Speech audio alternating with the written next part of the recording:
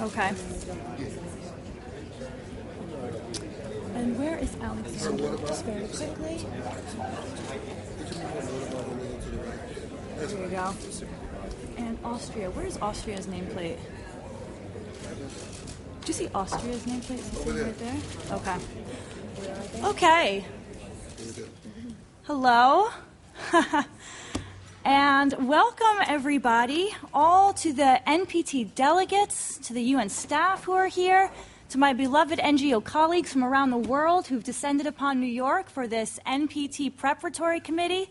Thank you for coming and welcome. Before I introduce myself or any of our very distinguished panelists, very quickly I'm going to give the microphone over to Ambassador Marchik from Austria, who is our co-sponsor of this event today. Ambassador.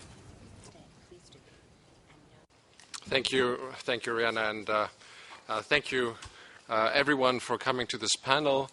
Thanks very much to the speakers for their time. Thanks for the audience coming here. It's a very busy week. There are very, very many events happening. Thank you for being here. Perhaps let me add just one word of special thanks to MPI and GSI for organizing this event and putting together the panel. I think we should just say one thing about these two institutions. We've been working together with them in the past several times. Just a month ago, we had an event here together on the CTBT last year, the big CTBT ministerial conference. And I was always extremely impressed by the professionalism and the dedication of both the Middle Powers Initiative and the Global Security Institute. Both rely on internationally recognized, respected disarmament nuclear experts. They provide intellectually stimulating input and much needed independent expertise that we need for our work. Let me thank Henrik Salander, chairman of MPI, and I understand Senator Roche is also, his predecessor is also here. Thank you also Jonathan Granoff, right next to me here, president of GSI. Thanks for your inspirational work, excellent cooperation, and continuing to confront us with thought-provoking events such as this one. Thank you. Ambassador, thank you. And I think I do speak for GSI and for MPI when I express our gratitude for our partnership that we've enjoyed in the past and that we look forward to continuing in the future. It's been very productive for all of us, and thank you. So, my name is Rhianna Tyson, and I am a senior officer at the Global Security Institute based here in New York, and I have the very distinguished honor of chairing today's event with this very diverse group of panelists that we have. If you look at who we have a former foreign minister, we have a pop culture icon, we have a senior lawmaker, and we have one of the most effective and accomplished diplomats really in the world working on this issue of nuclear disarmament and nonproliferation in the last decade. And if you don't know which one is which, you'll just have to wait until I get to the bios to figure it out. I do want to get to their presentations as quickly as I can, but let me just say quickly that it is precisely this type of diverse mix of actors that has brought us to this prescient moment we find ourselves today. In this moment, we have an American president who has reiterated America's commitment to achieving a nuclear weapons-free world. We have a Secretary General who has put forth one of the most comprehensive and insightful proposals on how we are going to get to that nuclear weapons-free world. Now, these men, as important and as courageous as their leadership on this issue is, they didn't come up with the idea of nuclear abolition themselves. They have come out of this long history of a movement to eliminate these weapons, a movement that has existed since the weapons themselves have. From the Russell-Einstein Manifesto and the Pugwash conferences that started, to the politicization of mothers in the 1960s who were working to end nuclear testing, to the millions of people who were marching right outside in the 80s, right outside on First Avenue, calling for a freeze, to the nuclear arms race, which had been spiraling out of control. The path to a nuclear weapons-free world has not been linear, and it has not been monolithic. It is not the product of a single institution or the credit of any one or two individuals. It's been a rising wave of sentiment that has evolved slowly into action, and that's where we find ourselves today. It requires a broad range of actors pursuing a broad range of objectives. And in this movement, some of us are addressing the causes of our insecurity, and some of us are addressing the symptoms. That North Korea pulled out of the NPT is a symptom of our problem. That a lot of us are a little bit nervous about Iran's pursuit of nuclear weapons, this is a symptom of our greater insecurity. And the cause, of course, is the existence of nuclear weapons themselves. That the perceived source of security for some is denied to others constitutes a system of apartheid, of haves and of have-nots. Now, glaring inequality, and glaring inequality based on the threat of annihilation, is unsustainable. Because nuclear weapons, as the president of my organization is wont to say, constitutes walls where bridges should be built. And that's where my organization, the Global Security Institute, we are hard at work. We're addressing the causes. We are building those bridges and engendering the cooperation that is needed to address all of the pressing challenges of the 21st century.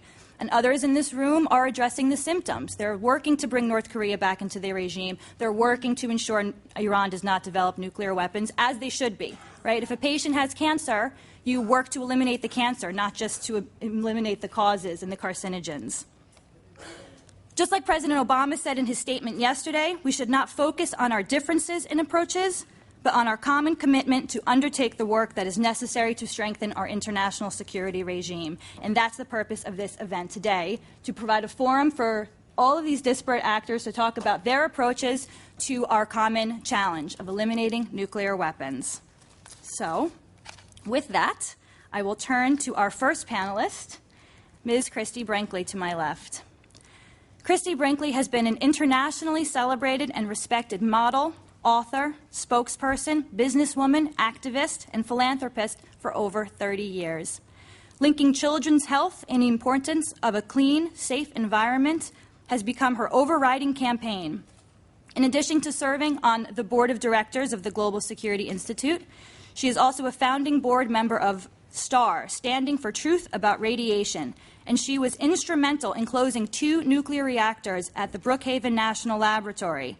She has spoken at the National Press Club, the Nuclear Regulatory Committee, and the Senate subcommittees on nuclear issues. And in 2007, she spoke at a panel hosted by the Global Security Institute and our program of parliamentarians for nuclear nonproliferation and disarmament.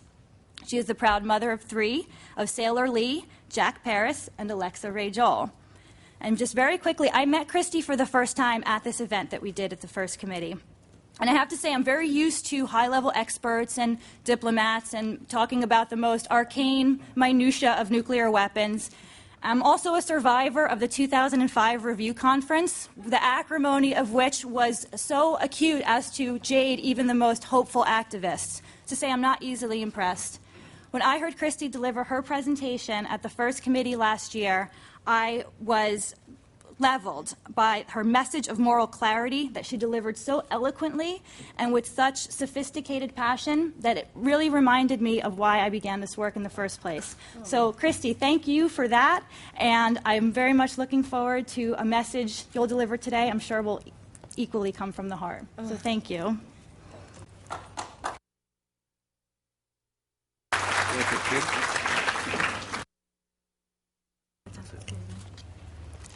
Thank you very much, Rhianna. And good afternoon to everybody.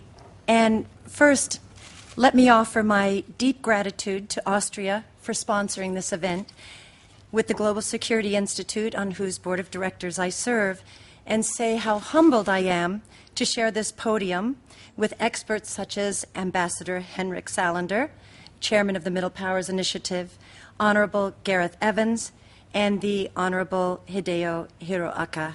I believe that the progressive initiatives they describe are essential to help move governments to fulfill their highest ambitions. I am honored to be amongst so many committed diplomats who have the unique responsibility to bring such initiatives into reality, and I daily pray for your success. Change is constant. Sometimes the world changes imperceptibly, slowly, and sometimes it can come in a flash. The world is now poised for changes for the better. The moment of opportunity is now. But let us never forget that the danger that sits over our head arrived in a flash. At precisely 5:30 a.m. on the 16th of July, 1945, in a place in the desert of New Mexico named Journey of the Dead Man, or Jornada del Muerto. That flash of the Trinity test caused Dr. Robert Oppenheimer to recite the famous verse from the Bhagavad Gita, "I am death, the shatterer of worlds." The world changed on that day. The extent of that change was demonstrated shortly thereafter in Hiroshima and Nagasaki. It should not surprise us then that the first resolution of the General Assembly on January 24th, 1946, called for creating a commission designed to help obtain the elimination from national armaments of atomic weapons and of all other major weapons adaptable to mass destruction. The Cold War distorted the world's capacity to work together towards that goal. Now, I'm not an expert in politics, treaties, or international law, but I like to think that I am an expert in being a caring mother. And there are several billion other such experts out there, and I believe I speak in unison with their hearts as well when I say the Cold War is over. Let's not pass on the legacy of these horrific devices to our children.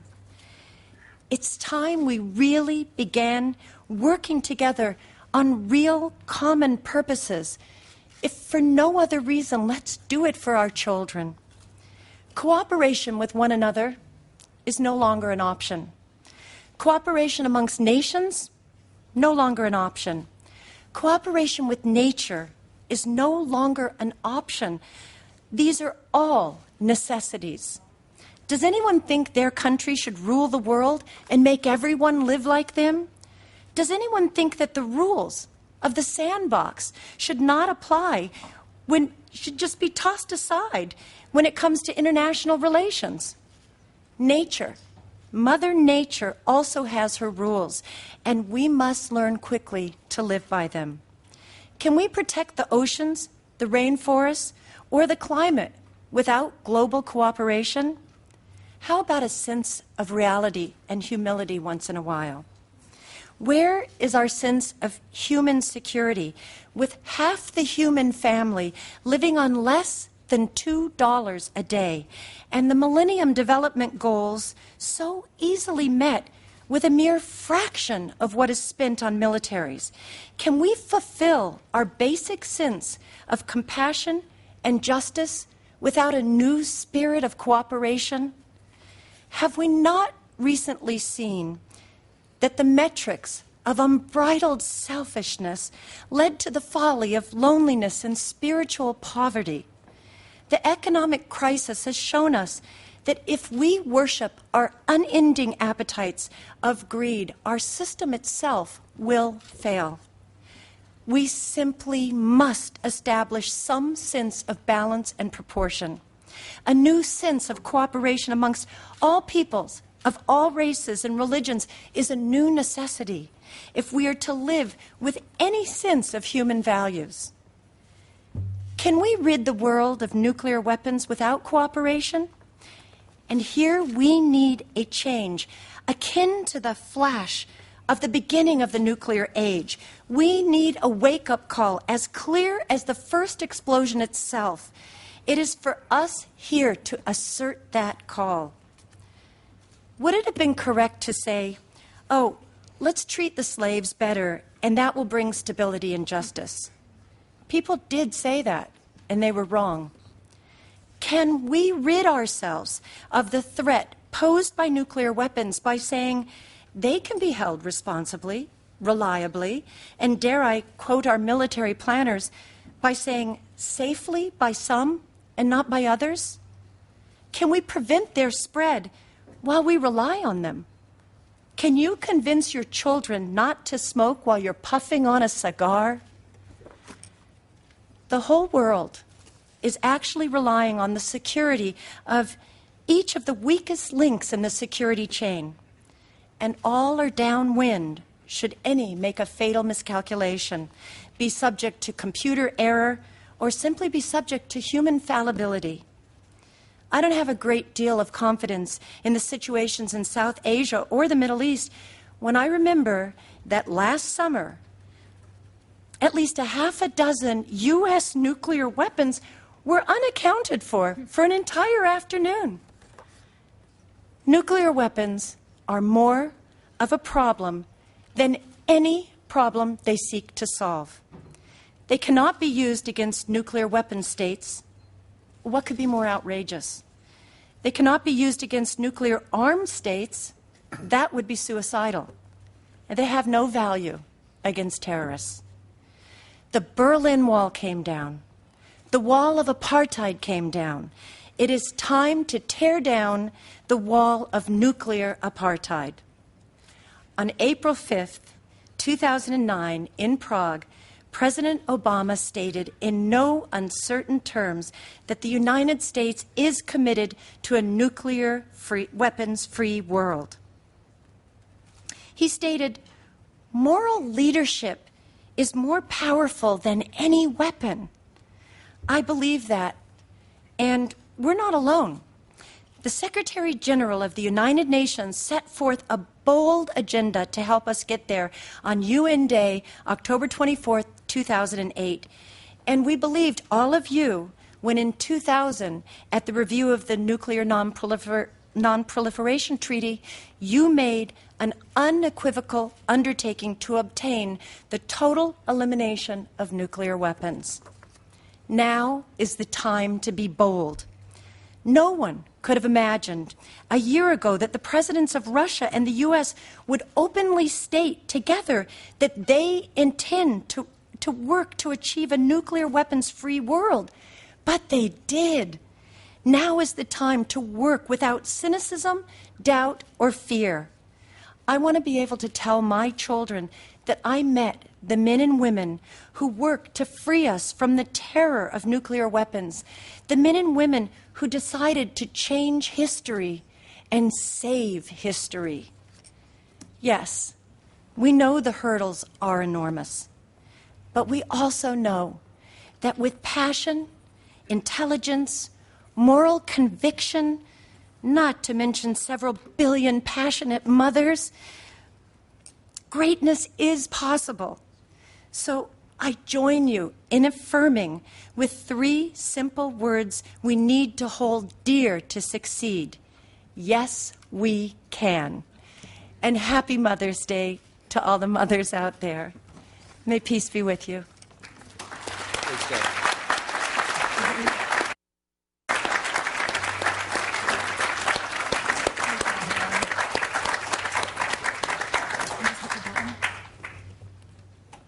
Is mine on? Well, there you go. Those are your marching orders.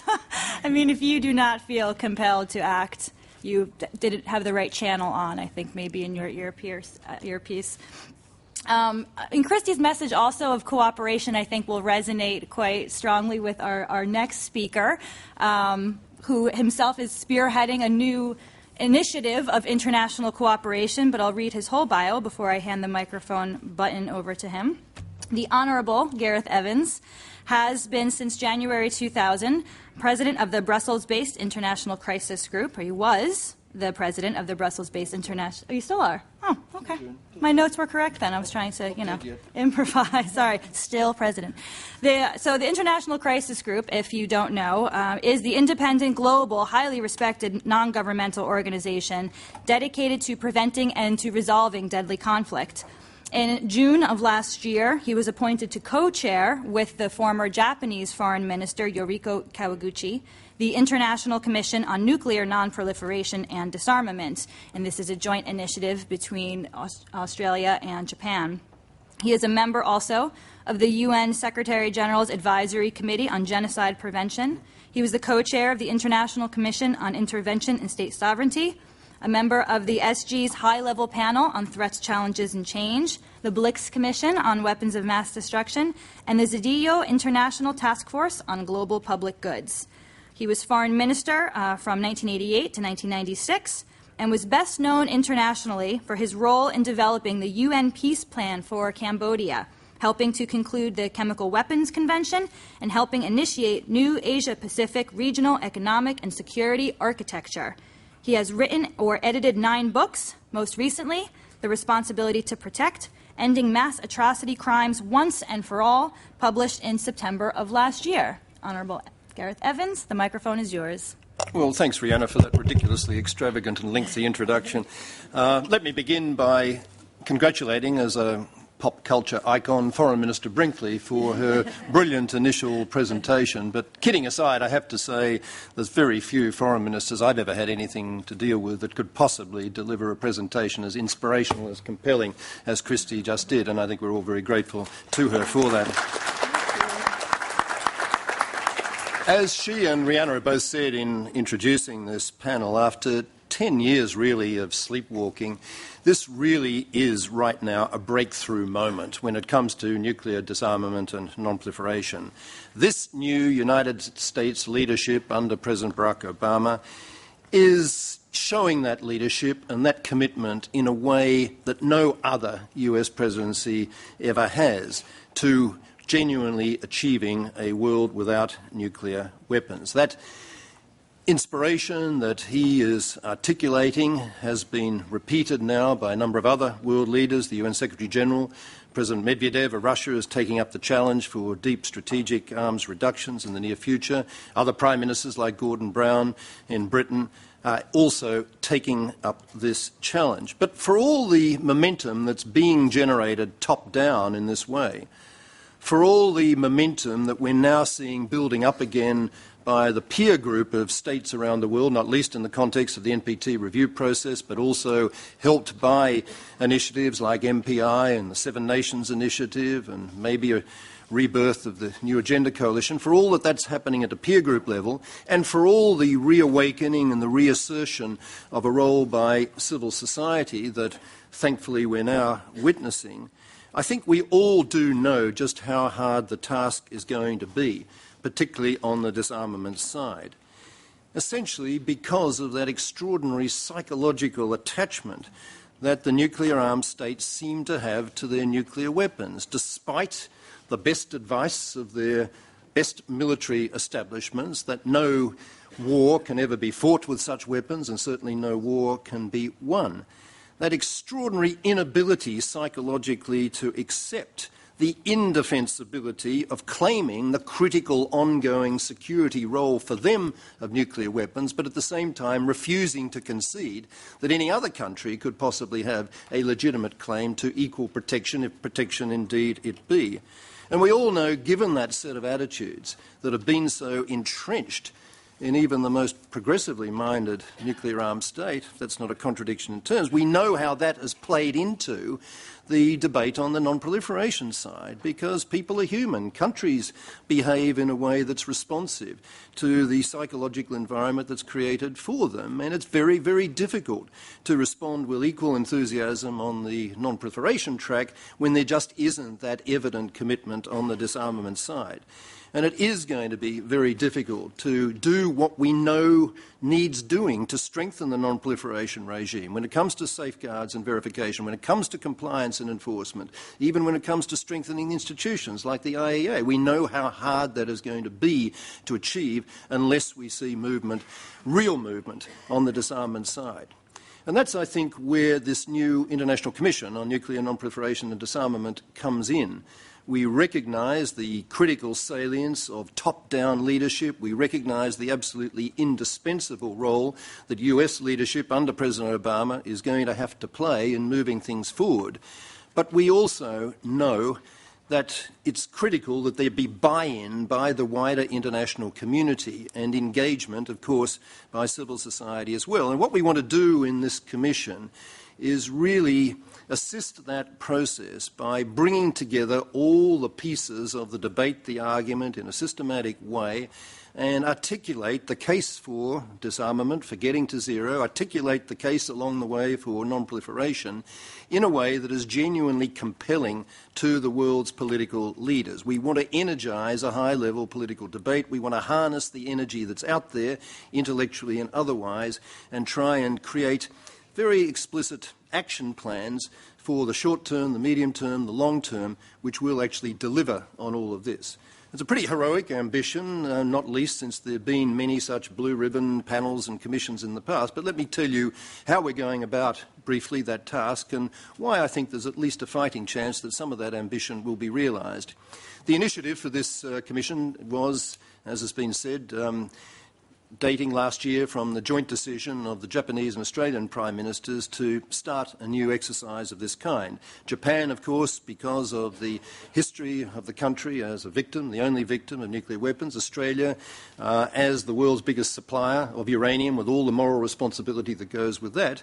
And both of us having a pretty strong track record, with a few periods of time out under Tory governments, in my case, for a real energetic commitment to multilateral disarmament processes.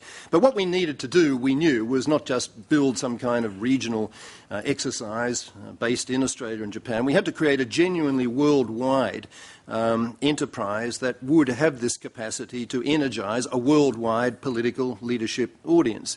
And so we have a commission that's constructed with a terrific set of people of very high stature in terms of their geopolitical experience, people like Bill Perry representing the United States, Gro Brundtland from Norway, Ernesto Zedillo from Mexico, very, very senior people from Russia, from China, from India, from Pakistan, from the Middle East, and right around the world. And there is a really comprehensive character and a high-quality character to, I think, the Commission, which will bear fruit in terms of the impact of its recommendations. Moreover, it's being supported by a worldwide network of associated research centres. We've arranged for to have NGO advisors gathering up between them all the energy and the expertise that's out there in civil society. We are meeting all over the world. We've already met in Australia and in Washington, D.C. We're about to have further sessions of the Commission itself shortly in Moscow and in Japan, and we've begun a program of regional outreach with major meetings, one just held in Santiago for Latin America, but more coming in Beijing for Northeast Asia, Delhi for South Asia, and Cairo for the Middle East. So there's all this sort of infrastructure going into the enterprise. We're targeting the production of a major report by the end of this year, which will feed into the NPT review process, but the Commission's life will go well into next year with the ongoing advocacy role that's associated with getting this stuff actually heard when we've articulated it, and also the need, I think, for some follow-through activity, recognising that the NPT review conference is not the be-all and the end-all. We've got three big elephants at least outside the NPT room in India, Pakistan and Israel, and there's a big task to embrace them and have a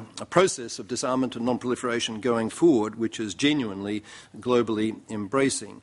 The question is always, when you start something like this, what on earth is the value that can be added, given the Blix Commission, the Zedillo Commission and all the others, and many of which I've been a participant over the years. I think the difference on this occasion is several-fold. One is the timeliness of it. We are actually riding a wave now rather than resisting a tide, as has been the case for all these enterprises in the past. Secondly, there's the comprehensive character of the representation of the Commission and the way we're going about our business, as I've described. And thirdly, I think it's the approach that you'll see us adopting in our report, if the evidence of our first meetings is any guide to what the final product will be. This is a group of very idealistic people who are genuinely committed to achieving a world without nuclear weapons, but at the same time it's a group of pretty hard-headed pragmatists and realists who acknowledge that there's a pretty hostile political universe out there which is going to remain to be persuaded and is not just going to be moved by effective moral arguments or effective technical arguments about verification and so on. We've got to tell a story that is effective in geopolitical terms, that they will actually relate to, that takes into account neighbourhood tensions, takes into account moving tectonic plates in the world at large and people's perception of where they stand, the testosterone factor, if you like, in that context. We've got to take into account conventional arms imbalances, which are increasingly coming into play as an articulated reason for not having fundamental change when it comes to nuclear armouries. All of that stuff has got to be part of it. And I think you'll find in the Commission's report an articulation of these issues in a way that's sensitive to those realities and makes a case which is effective in the language in which political decision makers are used to talking and used to listening. The final thing I want to say about the value added is that I think we're very, very conscious that this just can't be another exercise of the nuclear priesthood talking to the nuclear priesthood, of wonks talking to wonks. This has to be written in a language which is accessible for a group of policymakers out there who, as I well know, having circulated among them for many years, are not at all wonky or not at all priesthood-like in terms of their capacity to grasp any given acronym or understand any given issue of complexity. And far too often the nuclear debate has just gone whistling over their heads, and we have to find ways of engaging them at that level.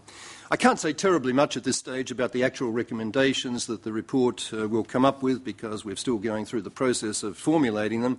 But I think the main thing to say very briefly is that all of this stuff will not just be analysis-oriented but action-oriented. We do see the necessity to come up with action plans that are translatable into effective action and things about which everybody can be campaigning, including bottom-up civil society. So we're basically dividing it up into three successive sequences: a short-term action plan, a medium-term, and then a longer-term one. The short-term one begins, obviously, with next year's 2010 review conference, in which we will be arguing, I think, for a particular package to be carried there, which has two dimensions. One, a bunch of specific recommendations on issues of safeguards, verification, compliance, enforcement, institutional strengthening, and so on, but which, secondly, also comes up with a re-articulation, a repackaging, not a renegotiation so much as a re-articulation of the 13 steps in 2000. I think what we need is some kind of new international nuclear consensus document, if humanly possible, passed next year in May, which will be capable of being the kind of energising charter for the long, ongoing task ahead, and which will be capable of buy-in by the non-NPT weapon states, armed states as well. So that's the immediate short term. The slightly longer short term will take us through to about 2012. We're thinking in terms of a 4-year time horizon for the achievement of a bunch of other things that really desperately need to be achieved in the relatively short term. I'm talking about the Comprehensive Test Ban Treaty coming into force, fissile material, Control Treaty, Cut-Off Treaty, hopefully coming into force, resolution of the Iran-North Korea problems, and real movement in terms of actual initial steps towards disarmament by the major powers and the beginning of some kind of multilateralisation of that disarmament process. We think all of that is a reasonable set of targets we can aim for achievement within that time frame. Thereafter, the next time frame is the medium-term one, which takes you through, in our judgment, to about 2025. That sounds horrifically far away from one point of view, but from another point of view, it's just reflecting the reality that it takes forever to move any of these things. But we see it being possible by the end of that period to have a very defined disarmament objective really achieved by then. It won't be a world without nuclear weapons. I think that's far too heroic an ambition, however much we might want to articulate it. But it'll be a world, we hope, that's achievable where there's a really, really minimum number of warheads out there, measured at best, hopefully, in the low hundreds, where none of them are deployed, or so few of them are deployed that there's not the same kind of anxiety about misuse by accident or otherwise, and where there's an acceptance universally by the nuclear-armed states of a doctrine which says these things, to the extent that they're going to exist at all, exist only for the purpose of deterring other countries using nukes, and then with military arrangements and force structures and actual application of doctrine implementing that particular view of the world. If we could get to a world like that, it's still not remotely perfect, but it's a hell of a lot better than where we are at the moment. Then the longer-term objective becomes the period after that for actually getting to zero. in which we think it is possible to, if not set a timetable on getting to zero, it's certainly possible to articulate with a fair amount of precision what the actual conditions are that are going to have to be satisfied in the real world to get that last big step. It's not a matter of just saying that's the mountaintop, it's shrouded in mist, and let's just keep it in mind as a long-term objective. It's a matter, I think, of being much more clear-headed about what the actual obstacles, the geopolitical, the verification, the technical obstacles are going to be, and seeing how far we can go in spelling all that stuff out. I've said more than enough in the time available not to go on any longer. There's an accompanying political strategy. We do want to spell out what is going to be needed, top-down by peer group and also bottom-up from civil society. But the last word, I think, on all of this is that it's absolutely critical, if we are going to move forward, to harness, and this was Christie's point on which she finished, the absolute need to harness our collective energy, our collective commitment at all levels of society, ordinary men and women, ordinary civil society, to harness that somehow with the like-minded, the most progressive, the enthusiastic of the governments out there, to put together that peer group pressure and to really ensure that that combination of top peer and bottom-up pressure produces results. Heroic set of ambitions, but that's the business we're all in, and I'm looking forward to your support for the Commission when we finally produce our report at the end of this year. Thank you.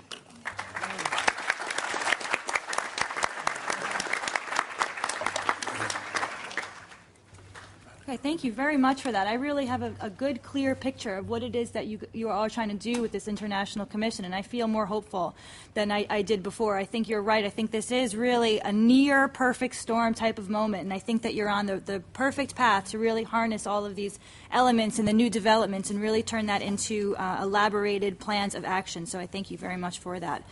Moving right along down to the panel. My next speaker is Ambassador Henrik Salander. He has had many pivotal roles in the international debate over nuclear disarmament. He was instrumental as a leading voice of the New Agenda Coalition from 2000. He chaired the 2002 session of the PrepCom and finished it off in a very unique and infamous way. From 2003 to 2006, he was Secretary General of the Weapons of Mass Destruction Commission, a.k.a. the Blix Commission, named after Dr. Hans Blix, who chaired it, of course.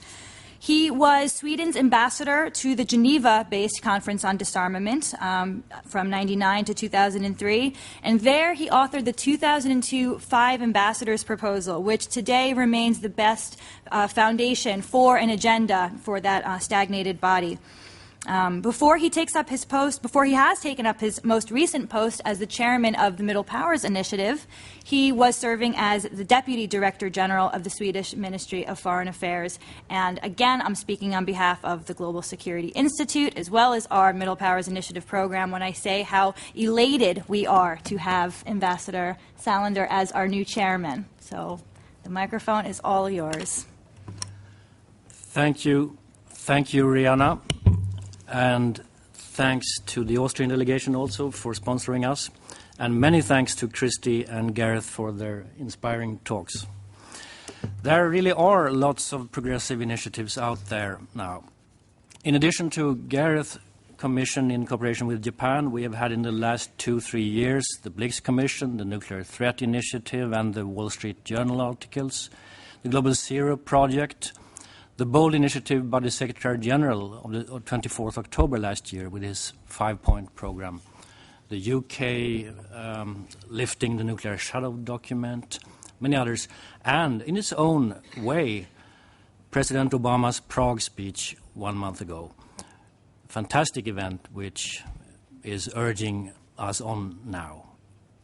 These initiatives and others reinforce one another, and sooner or later, and quite often suddenly, one or two or more of them will bear fruit. The Global Security Institute and the Middle Powers Initiative are also among those, and we try actively to work with the others. We need to help one another because the forces of the past and of the status quo are strong. I will do 4 things in my limited time here today. First, a quick look at where we are today after an unfortunate 10-11 years. Second, briefly see what's needed now and where the consensus lies today. Third, I will look at where we need to go now and where there is no consensus yet. And finally, I will bring up two often forgotten issues, one near-term and one longer, which need to be solved before the world can go to zero nuclear weapons. 11 years ago, there were some bright signs.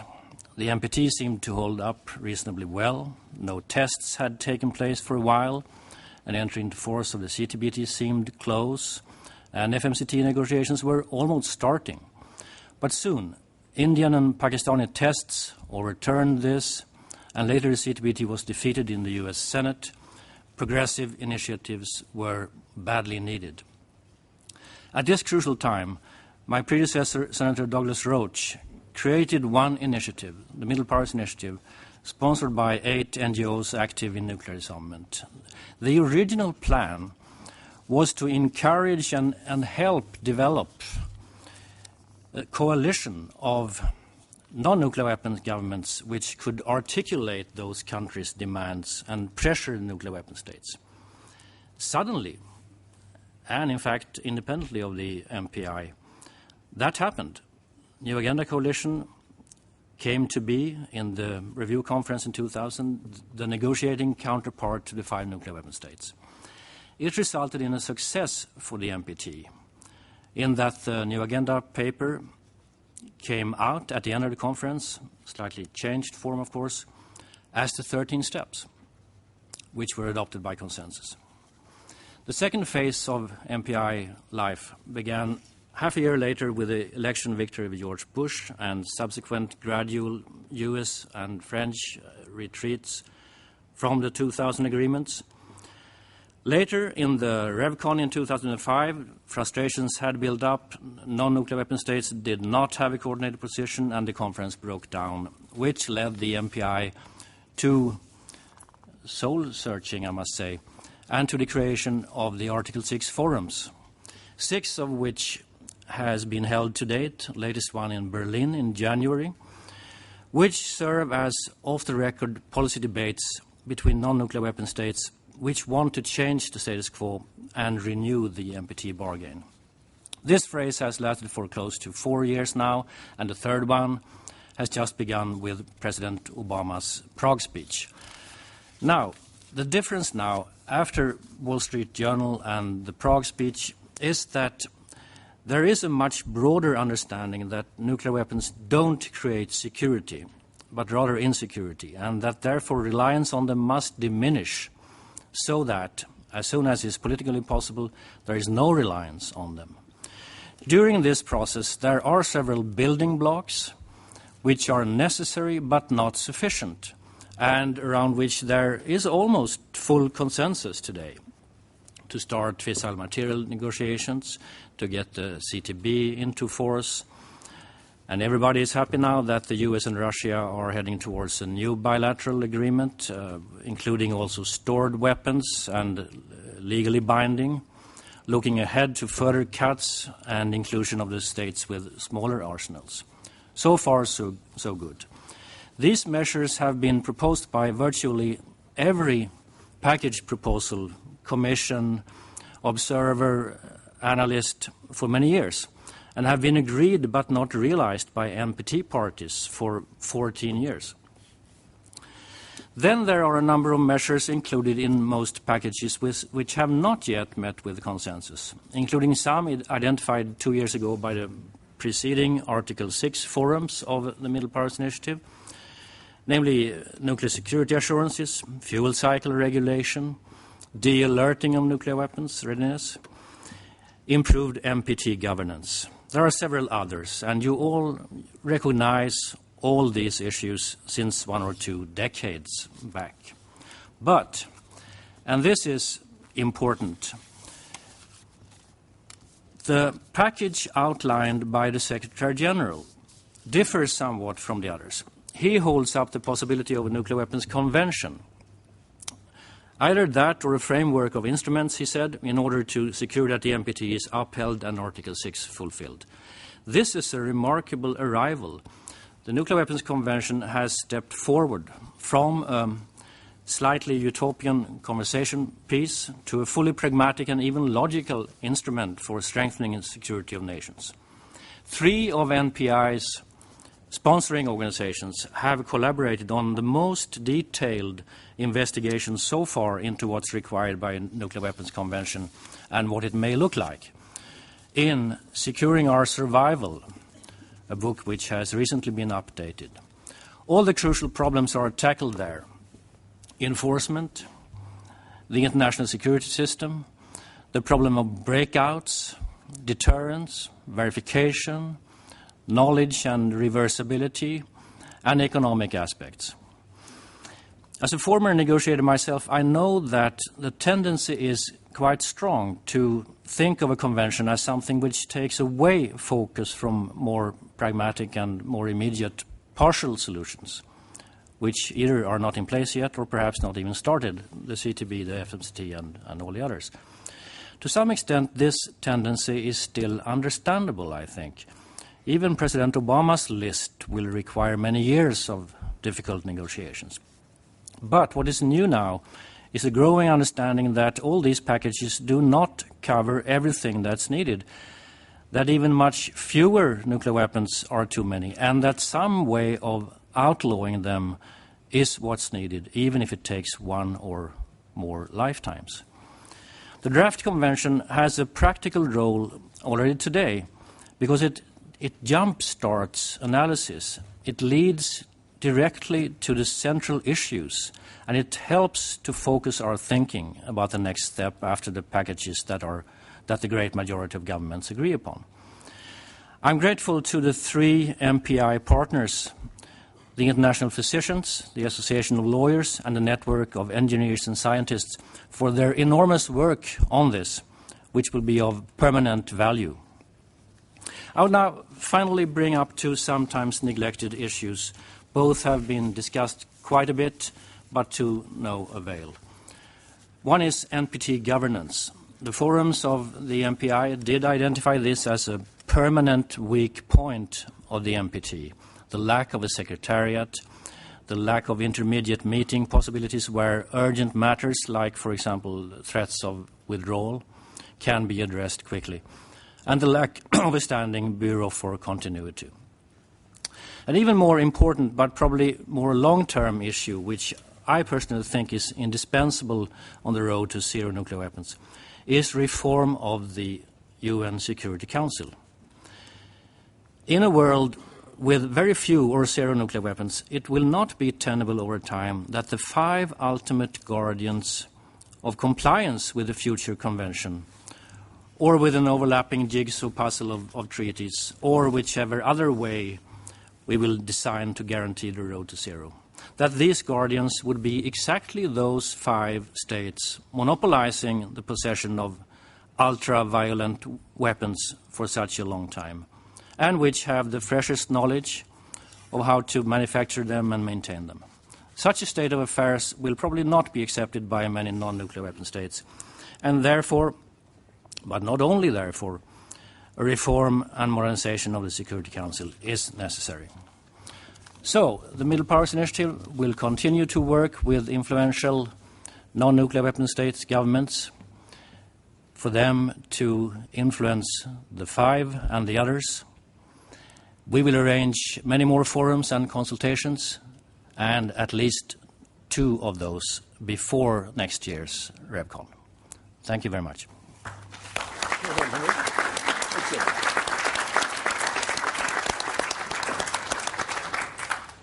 Thank you, Henrik, very much for that good overview of MPI.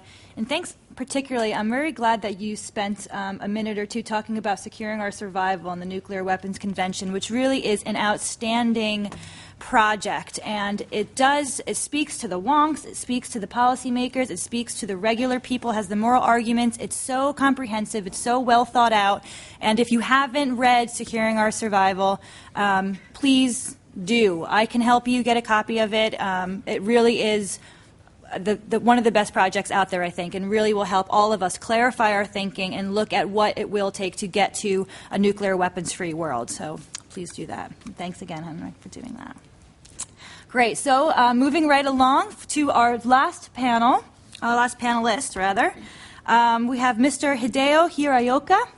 He is a member of Parliament, serving his fourth term in the House of Representatives in Japan, called the Diet, where he chairs and serves as a member on numerous committees and groups. And in particular, he is an executive director of the Democratic Party of Japan's Nuclear Disarmament Group and the director of the Committee on Audit and Oversight of Administration. He is a drafter of the Northeast Asia Nuclear Weapons Free Zone. He graduated from the University of Tokyo Law School. He started his professional career as a first secretary at the Embassy of Japan in India, a non-NPT party, nuclear nonetheless. After that, he became the Director General of the Tokyo Regional Taxation Bureau and the Director General of Tokyo Finance Bureau. And he is also, for relevant purposes here, he is a member of GSI's network of parliamentarians for nuclear non-proliferation and disarmament. I thank you very much for coming such a long way to participate in our panel, and I give the floor over to you, sir. Thank you, Rhianna, and all of you. My name is Hideo Hiraoka, and I am a member of PNMD Japan and the Executive Director of the Democratic Party of Japan Nuclear Disarmament Group.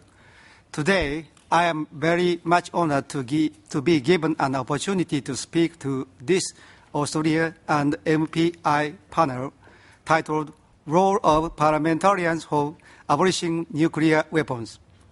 Before getting into the main issues, I would like to briefly introduce myself, particularly my first encounter with the atomic bomb. I was born in 1954 and raised until the age of 18 in a city called Iwakuni, which is approximately 40 kilometers from Hiroshima. The first time I realized the horror of atomic warfare was when I visited the Hiroshima Peace Memorial Park on a school excursion at the age of 12. When I saw in the pictures and exhibits was hell itself. I still clearly remember being so horrid that I could not sleep that night. After I grew up, I learned that my father, then a non-commissioned officer, had entered Hiroshima soon after the bombing as part of a relief corporation who had victims. After the war, he received an atomic bomb survivor certificate, yet he declined to talk about his secondary radiation exposure, partly because of prejudice and discrimination against A-bomb survivors. Now he is 85 years old and suffers from cataracts and glaucoma like many other bombing victims. Nuclear weapons ravaged the innocent not only upon impact, but also for many years after. We, as human beings, whose civilizations have overcome countless crises, now have a responsibility to abolish this hell of our own invention. As a Japanese parliamentarian and a second-generation A-bomb survivor, I deeply feel a special responsibility to work hard for this cause. The nuclear bombing of Hiroshima and Nagasaki sent a shock wave around the world, leading the United Nations in the first General Assembly resolution to call for the control and abolition of these weapons of mass destruction. Unfortunately, the aspiration for a nuclear weapon-free world could not withstand the powerful political forces which divided the world into military blocs, and the world has continued to live under an unacceptable risk of annihilation.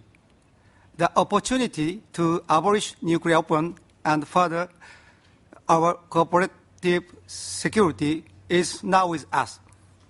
The five-point plan released on UN Day last year by UN Secretary General Ban Ki-moon outlines concrete steps, a comprehensive framework, and the political arenas in which action should be taken to achieve nuclear disarmament.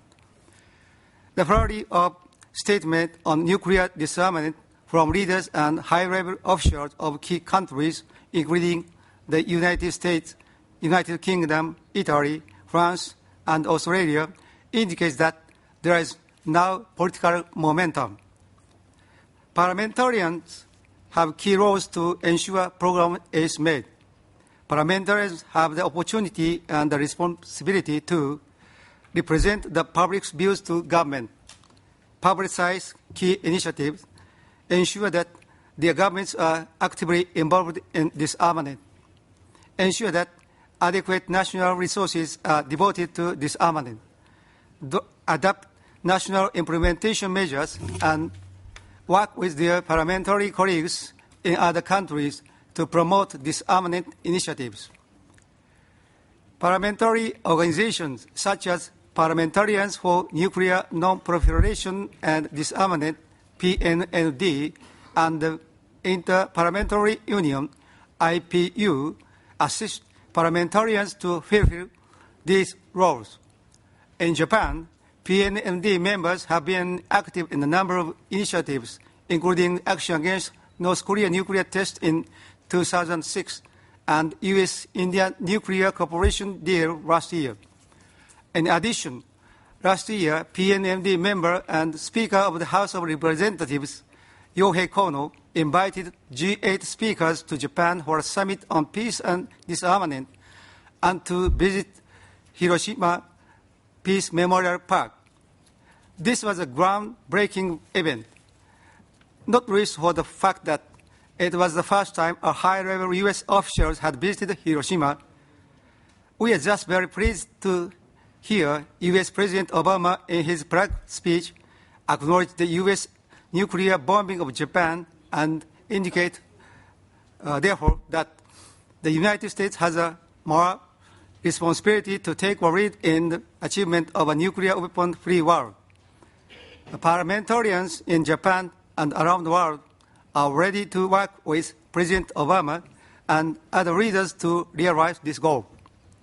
In April this year, the Inter-Parliamentary Union, which represents virtually all the democratic parliaments in the world, adopted by consensus a resolution on nuclear non-proliferation and disarmament, which calls for the ratification and entry into force of CTBT, further reductions in nuclear stockpiles, negotiations for a treaty to control fissile materials, the establishment of additional nuclear weapon-free zone, and support for the UN Secretary General's 5-point plan for nuclear disarmament.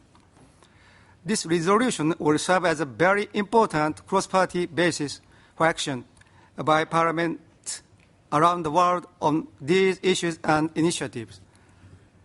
On nuclear testing, parliamentarians will remain central to the ratification process. Regarding the IPU recommendation on nuclear weapon-free zones, parliamentarians have played a vital role in the establishment of the existing zones which cover Antarctica, the seabed, outer space, Latin America and the Caribbean, the South Pacific, Southeast Asia, Africa, Central Asia, and Mongolia. These zones prevent proliferation in the regions, provide security guarantees that nuclear weapons will not be used against the countries in the zones, establish regional mechanisms of confidence building, conflict resolution, and society, and help pave the way for a nuclear weapon-free world. Now, parliamentarians are actively promoting nuclear weapon-free zone in Northeast Asia, the Middle East, Central Europe, and the Arctic. In the Middle East, PNMD members, including some from Israel, have been supporting the proposal of moratorium on nuclear fuel cycle activities as a first step towards a nuclear-free, weapon-free zone. PNMD members in European countries, including Belgium, Sweden, and Switzerland, have put forward a plan for a nuclear-free, weapon-free zone, which could include European states that don't have nuclear weapons on their territory, with the invitation to other NATO states to join when the nuclear weapons on their territories are retired. A proposal for the Arctic nuclear weapon-free zone is being advanced by parliamentarians from Canada and Denmark in conjunction with Pagosh Conference. The successful example of the Antarctic nuclear weapon-free zone gives cause for optimism that an Arctic nuclear weapon-free zone could be negotiated. Now, working at the Northeast Asian region, I would like to speak on our efforts to establish such a zone. We have developed a draft treaty based on the pioneering works by NGOs, especially those by Peace Depot, and with kind assistance from Dr. Hiromichi Umebayashi, among others. It was released to the public in Nagasaki last August in the eve of Nagasaki Day by Katsuya Okada, chair of our group and former chair of the Democratic Party of Japan. In the draft treaty, we have adopted a scheme called the 3+3 nation arrangement. The first three are non-nuclear states of the region, namely South Korea, North Korea, and Japan, while the other three are supportive states, namely the United States, China, and Russia. A full discussion of the treaty will be presented at the workshop to be held at Conference Room E, 3 p.m. on Friday. Reading the IPU call for parliamentarians to support the UN Secretary General's 5-point plan, parliamentarians are already active on some of the key components of the plan. Most notably, the call for implementation of the disarmament obligation through negotiations on the Nuclear Weapon Convention package or package of agreements. Last July, to commemorate the 40th anniversary of the NPT, a cross-party group of members of the European Parliament, including former French Prime Minister Michel Rocard and former Belgian Prime Minister Jean-Luc Dehaene, released a parliamentary declaration supporting a nuclear weapons convention. This statement has also been endorsed by the parliamentarians from across the political spectrum from around the world, including from Japan, Russia, France, the UK, and the United States. The parliamentarians understand that nuclear disarmament is a complex process and that a nuclear weapons convention might not be achieved in one step. As such, initial deliberative work on the nuclear weapon convention using the model nuclear weapons convention as a guide suggested by the UN Secretary General has widespread support. Parliamentarians are doing their part by submitting the model nuclear weapon convention to their parliaments and holding hearing on it. This work should be stepped up. Parliamentarians are also actively supporting the International Commission on Nuclear Non-Proliferation and Disarmament, which is co-chaired by Minister Gareth Evans and Minister Yoriko Kawaguchi. The International Commission can throw a spotlight on the current resistance and barriers to nuclear disarmament and how these can be overcome. Of course, parliamentarians cannot operate in a vacuum. We need the advice, information, support, and lobbying from NGOs. We need to understand the International Forum for Disarmament, like the NPT and UN General Assembly, in order to ascertain how best we can be engaged. We need to be able to work with governments when appropriate, and also to have some freedom from governments when required to be able to ensure the accountability. And we need to work with celebrities and the media to ensure that we can reach the public and that they know we are willing to serve them on this issue. Thus, we reach out to all of you here in the spirit of collaboration in the understanding that urgent action is required to ensure the secure world free from the threat of nuclear weapons, and in the belief that the time for such action is now. I thank you.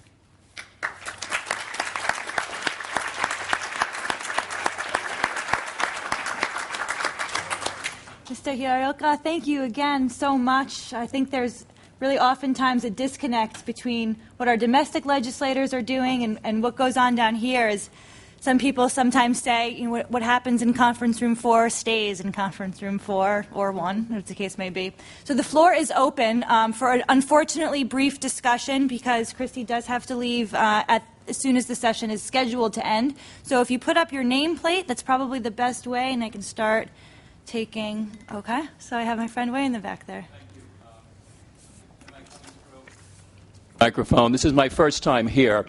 I'm a professor of criminology in the States, and I wanted to comment on Ms. Brinkley's very significant statement and its implications criminologically. I'm affiliated with one of the NGOs, but as a criminologist, I don't give my name because of the kinds of situations I deal with. Ms. Brinkley mentioned the disappearance of 7 nuclear weapons.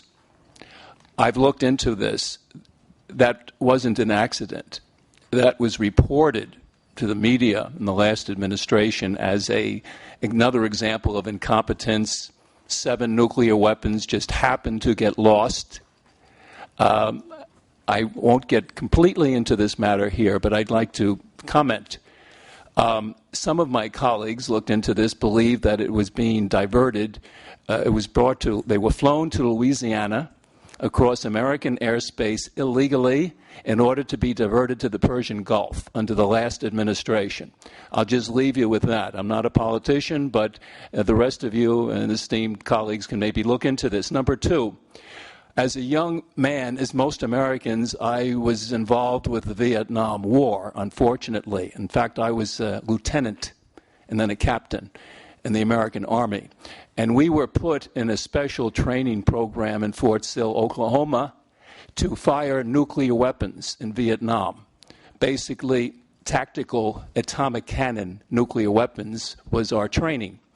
There was another officer in our unit, a young lieutenant, and he was rather religious, a fellow, and read the Bible every day and so forth, and the rest of us would go and drink beer. Basically, this was our differences. But he was very conscientious, and he started to question what we were being trained to do. He disappeared. He was no longer in our training unit. We never found out what happened to him, but I can assure you it wasn't good, and his certainly career was at an end. As a criminologist, what I might suggest to the esteemed panel, there's very important information out there available on the part of military people. Okay, mostly at the junior grade level, sergeants, lieutenants, captains, and perhaps the commission might consider a witness kind of protection program where they can contact. We would never have known about the disappearance of the nuclear weapons if 2 Air Force officers had not gone to a public phone booth and called the media. Sir? And we need more of that in order to protect abuse. Thank you, ma'am. Yeah. I was going to take just a couple, but if you really want to, okay. I'd just like to make one comment here. Even the handling of nuclear material from nuclear power plants presents a risk to the populations at large. And right here locally in New London, Connecticut, the Millstone nuclear power plant actually misplaced 2 spent fuel rods. So I think, I mentioned it in the speech mainly to make people aware of human fallibility or miscalculations, loss, misplacing. Wherever there is this material, there's risk involved. And the possibility for loss exists, is very real, and is another reason why what we're all doing here today is so important. Okay, I'm going to take 3 more all in a row, and then if you can make them as quick as you can so we can give all the panelists a chance to respond. First on my list is our friend Sam from the UK. Please, the microphone's yours.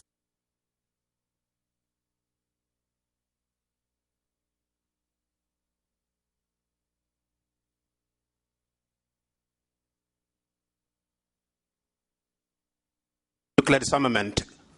My question is about NATO and nuclear disarmament. President Obama said in Prague that he would like to get out of the Cold War thinking and to create a world peace and security without nuclear weapons. The next day, the president went and endorsed NATO's 60th anniversary communique that endorses NATO's existence. In that communique, NATO agreed to open its doors to other countries to join. Article 5 of NATO says that an attack on one NATO state is an attack on all of them. NATO also, as we know, believes that nuclear weapons are essential for NATO's security. NATO is also now operating in Afghanistan, in maybe going to the Congo in Africa, maybe going to Angola, maybe going all over the place. However, I would like to direct my question to Christie, if you may allow me to call you so. Christie talked earlier on about nuclear apartheid. If we talk about India, Pakistan, and Israel as nuclear countries without joining the NPT, why don't we also include NATO as an organization which is holding nuclear weapons outside the NPT? Christie also talked about, again, I may repeat, nuclear apartheid. I am an African and know all about apartheid. Once upon a time, there was one route for blacks and one route for white. Thankfully, that unhappy episode in history has now gone. Today, there's no better example of nuclear apartheid than here at the United Nations. The United Nations Security Council is made up of 5 nuclear-armed countries. 3 of them are in NATO. Don't we stand a risk, after we have all disarmed, having NATO remaining a nuclear weapons organization by default and by its own and alone? Thank you.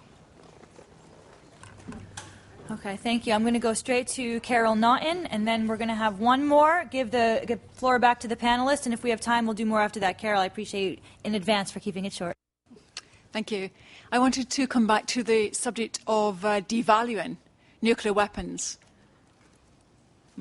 And really, at the moment, so many nations out there, the nuclear possessors and the nuclear wants to be, associate nuclear weapons with power and prestige. And really what we do is to reverse that, is to find a way that the prestige, the power, comes from disarmament of nuclear weapons. And really that's how we will make them unattractive. That's how we will get the same kind of taboo around them as with others. And one of the, while we wait for to get to zero, while we wait for convention, nuclear weapons convention or other mechanisms, I wanted to ask your opinion on declaring the use, and I'm talking here just of the use of a nuclear weapon, as inhumane. We know it is, but it's not codified anywhere. So declaring the use inhumane. Thank you. Thank you very much. And right here in the front, sir. Hi, my name is Philip Block. I'm just very worried as just a regular human being, not a policymaker, about what's going on in Pakistan right now with the Taliban and the concern of people leaving constantly, and with Pakistan actually having the possibility of nuclear weapons. What can we do as just a regular person? Hi.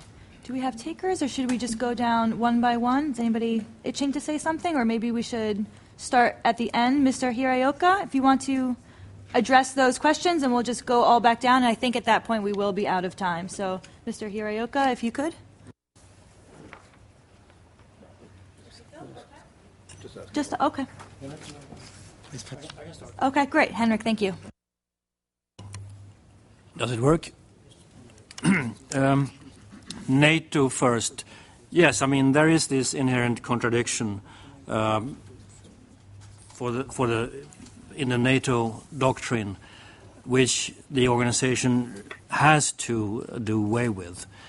It will not happen very soon, but I'm convinced it will happen at some point.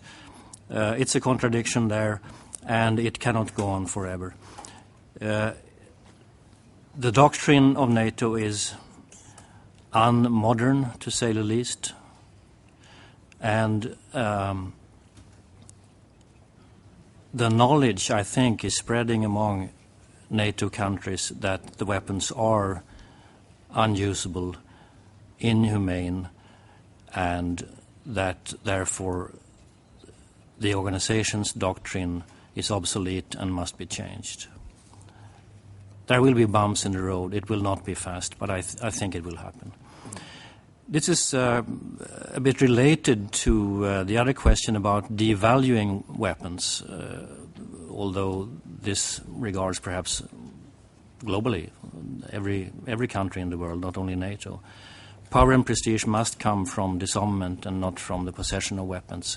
And also there, I think, the growing knowledge that the weapons are unusable and gives more insecurity than security will be decisive in the longer term. The third issue, declaring the use inhumane. Well, I'm not a lawyer. Every initiative is good, but I'm not sure it's the straightest road. Efforts have been done and have not succeeded. But okay, I mean, it might be part of a convention also, probably so. So why not start work on it again? But I'm not sure it's the most direct and most immediate need that we have now. And finally, Pakistan. I am also very worried. This is one of the most dangerous situations involving nuclear weapons today. President Obama said that he was confident the other day that weapons are well controlled. I'm not sure whether the civil servants under the president are confident. I have heard some of them being not that confident about it. And who knows what can happen if a radical regime takes over in Pakistan. There will be a big problem. But it's not, as always, it's not only the hands which have nuclear weapons, it's the weapon themselves that are the problem. In reverse order, I think in Pakistan we're a long way away from a radical Taliban regime taking over in Pakistan. I don't think the country is quite on the brink to that extent, although there's a real risk of losing a good swathe of the country to those forces. But what worries me more immediately is the absence of real confidence that certainly I feel about the command and control and usage arrangements for Pakistan's store of nuclear weapons. I say this in particular in the context of a visit I made to both Delhi and Islamabad at the end of January this year, about 8 weeks into the crackling tension of the post-Mumbai situation, in which you could literally cut the air with a knife in both capitals in terms of the antagonism that was building up of each country towards the other. I had occasion to discuss the nuclear dimension of this in Islamabad in particular. The number of senior officials who assured me that all the command and control arrangements were completely intact and in place, and there was no prospect whatsoever of any escalation of a conflict should it break out to assume nuclear dimensions. That was unthinkable, etc., etc. But then coming out of that meeting privately, a senior official took me aside and said, look, you didn't quite hear the whole story there. You ought to be aware that among the confidence-building measures that have been brought into being between the two countries when we both acquired nuclear status was a hotline between the two leaderships and between senior military leaders of both countries to ensure that in the context of increasing tension there would be no possibility of misunderstanding about military intentions and certainly no possibility of any miscalculation about using nukes.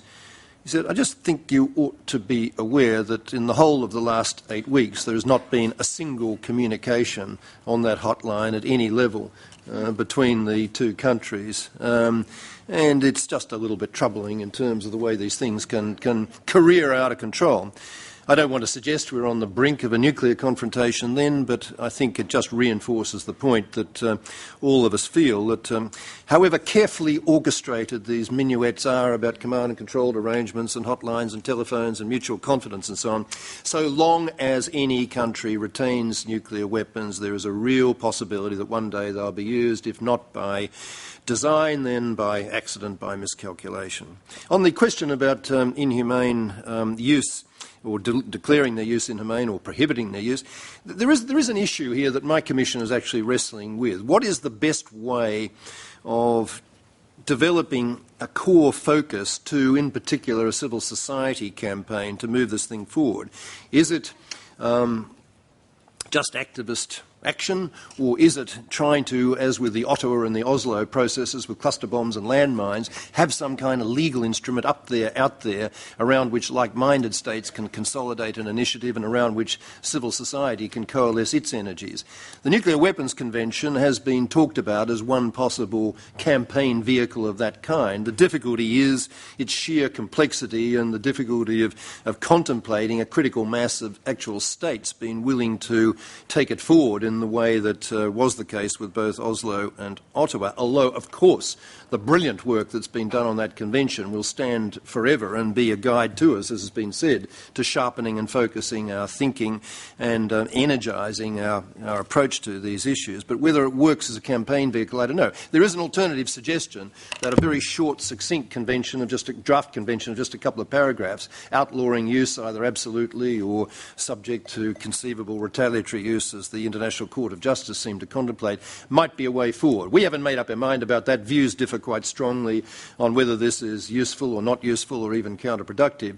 But one of the things we're trying to do in participating in these sort of events is to generate a response from those of you in civil society who might have views about this, so that we can better inform our own thinking before we conclude it. On NATO, I've nothing more to add to what Henrik has said, other than the real need in NATO is not just to get its nuclear doctrine a lot more clear-headed and civilised than it is at the moment, which hopefully, but not expectedly, will emerge from its strategic review over the next year. The real need is a much bigger one with NATO, to transform it from being an old-fashioned collective defence outfit preoccupied with possible threats from a resurgent beast from the east, and to rather think of itself in a completely different way as a collective security organisation available for resolution of a completely different array of contemporary security problems. That kind of change in thinking, though, I think is still some little distance away, but it's the way in which we do have to be thinking about these issues. Okay. Thank you very much. I'm so scared out of my wits right now. Christie, the last word is yours. Take us home, please, to a much happier, more inspirational note.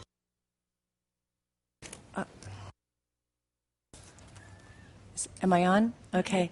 What I got from Philip's question is something that I think all of us, people off the street, the everyday people, we hear this, we hear what's going on.